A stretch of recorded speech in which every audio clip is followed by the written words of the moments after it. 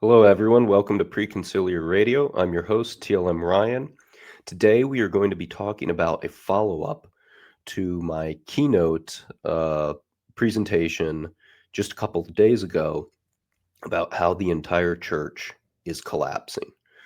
It's kind of a depressing topic, and so naturally, people would want to know what is the antidote to such collapse.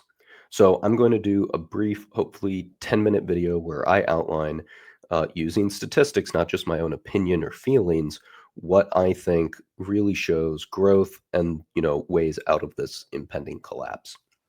So in the video, if you didn't catch it in my last video, I talked about defense and offense as a sports analogy, defense being your mass retention rate.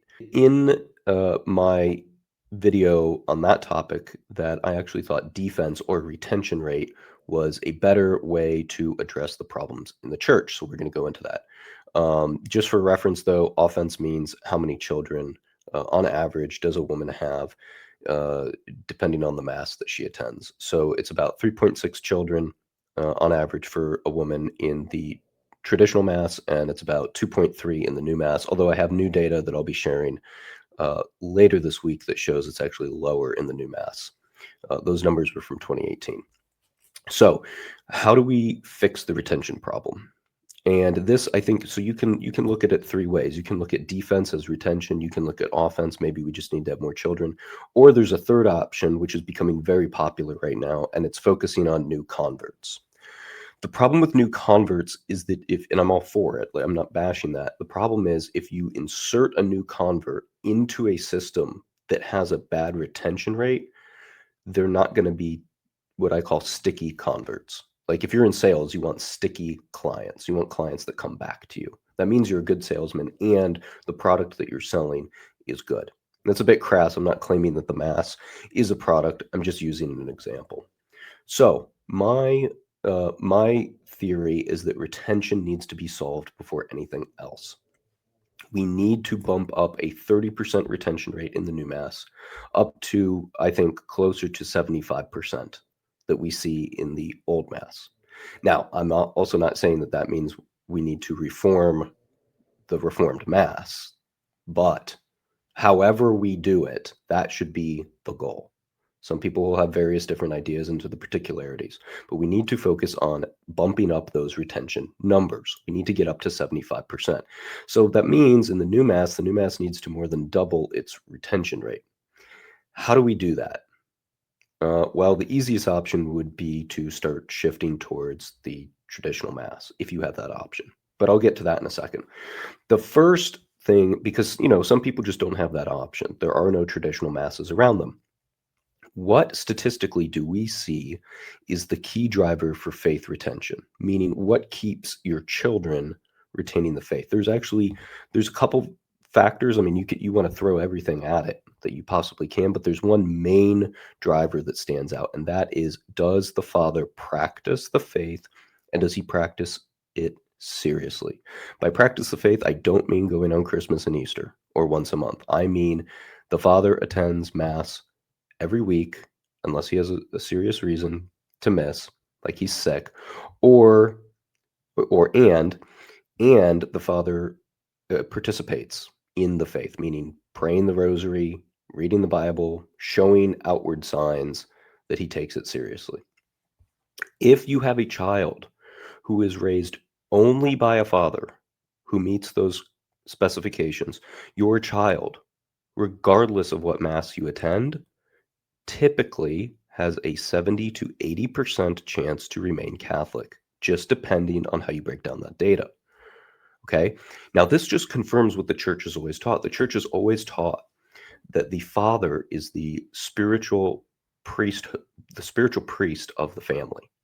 Okay. The priest in the parish is priest of all the parishioners, but within the family unit, that is the father. Where the father goes, the children and the wife will follow. On the flip side, if only the wife practices the faith, the children only have a 25% chance of remaining Catholic.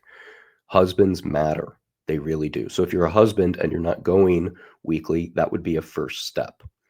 But that brings me to my next point. Why don't men go to Mass anymore? And after the council, a lot of people left, but men left in particular. I don't have the exact number for that, but you can just look around at any parish that you look at in the new Mass, it's dominated by women. Okay. So we need to start focusing on men. So if we're bishops or cardinals or synodality leaders, I know they won't talk about this, but they should start talking about how do we actually reach men? Because men are the one who are falling away. And if men fall away, it's a domino effect. Okay, that brings us to the liturgy. The new Mass is much more effeminized than the traditional Mass. So if you're a man and you're not you're like, I was raised Catholic, I didn't really like it. Give the traditional Mass a try, the traditional Latin Mass. Give it a couple tries because it'll be so shocking to you at first. You'll just be kind of responding to why it was a little weird for you. If you go a second or third time, then you'll really start to appreciate it. And I know this from personal experience. Okay, so what if you're a bishop and you're kind of hamstrung by Traditionis Custodes? What's the next best option? Well, there's tons of priests that are itching, chomping at the bit to offer more reverent masses. They get a little bit held up because they think that the bishop won't permit them to, or they think that the laity will freak out. But if you grant that priest permission to start doing Latin Novus Ordos ad orientem, that can go a long way. I'm not claiming that that would be my preference or that's mission accomplished, but I'm saying it would be better than what it is. So liturgy, and I've often been told that the Latin Mass is more masculine. I don't really view it as a masculine Mass, but when you compare it to the new Mass, yes, it is more masculine just because the new Mass is so emasculating. So that will start bringing men in. And then when the men come in, the wives and the children will also follow if they've fallen away.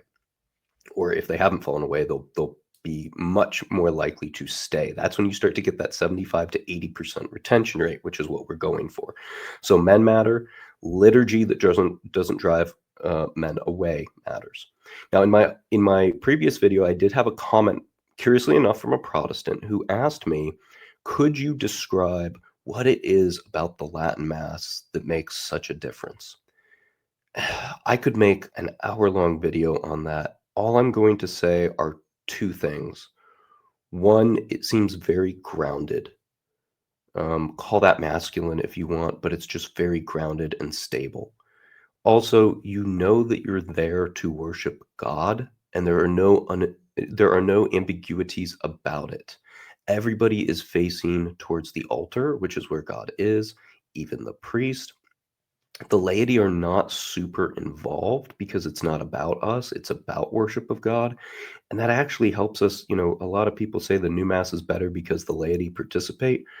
Well, they may physically participate, but in mind, body, and spirit, it's disjointing because sometimes the priest is looking at you. So even though it's supposed to be about God, sometimes it feels like it's about you. And then they'll shift back to a song praising God. So it throws you a bit in the new Mass. Everything is super focused in the traditional Mass. And you're there to re-offer the sacrifice, to represent the sacrifice of God the Son to God the Father. Okay, so that's all I'll say about that. Honestly, you really just have to go to understand. I'm not able to actually verbally articulate it, and it is that otherworldly. It really is a slice of heaven, and that's why it's so difficult to describe. Okay, so focus on the liturgy. Okay, that's the defense. That's how you take care of the defense. Now, of course, if everybody is attending the Latin Mass, but they're not having children, then that retention rate won't help the church grow. That's where we have to shift to the offense. How do we get Catholics to stop contracepting and actually have children as God intended? Because the more children you have, even if you have a slightly bad retention rate, you can still see growth that way in the church. Well, quite frankly, when people attend the traditional Mass, they typically start assenting to all of the church teachings, including controversial ones, at least recently controversial, such as contraception. So, all of these things can't, I'm not claiming that the traditional Mass is a silver bullet, but it can really kill many birds with one stone. The other thing is, just as some bishops and priests can gradually reintroduce more reverence even to the new Mass, such as saying it in Latin, using Gregorian chant, or facing the altar instead of the people, we can also start to gradually refeed traditional Catholic ethics and morals. I'm active on TikTok. There's a lot of just standard, regular lay Catholics, and many of them don't see anything wrong with uh, IVF or contraception whatsoever. This is your standard, regular, new Mass attending Catholic. So they're very spiritually in the dark, and you can't just hit them over the head with this and say contraception's evil, it's a mortal sin, you're going to go to hell if you do. Yeah, that can be true, but they won't receive it very well. And it's a lot like a person who's starving. When you rescue them from that starvation mode, you don't take them out for a steak dinner. Their body won't be able to handle it. And that's the same with spiritual food. When you're going to give, the teachings, particularly the controversial teachings of the church, are the best, actually, and they're very rich and they make a lot of sense, but only once you've been properly formed. So if you're in a spiritual state of starvation, you need to slowly build people back up so that they're healthier and able to digest that steak dinner. So if a person rejects the church's teaching on contraception, see what else they're wavering on. Start to shore them up there through catechesis and through sermons, and then you can start to assist them more when it comes to bigger ones in the modern day of contraception. So there you have it. Those are my solutions. I think we focus on men. I think we focus on the liturgy that will retain men. And if you retain men, you'll retain the family.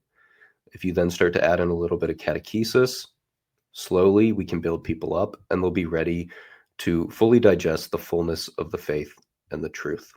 If you like this video, please like, share, and subscribe, or leave a comment. I'd actually be very curious what you think solutions would be. I don't claim to know everything, so please help me out if you have any ideas. I think at this point, this crisis that we're seeing in the church, any idea except the status quo is better than nothing. So please leave a comment and let me know what you think. Thanks.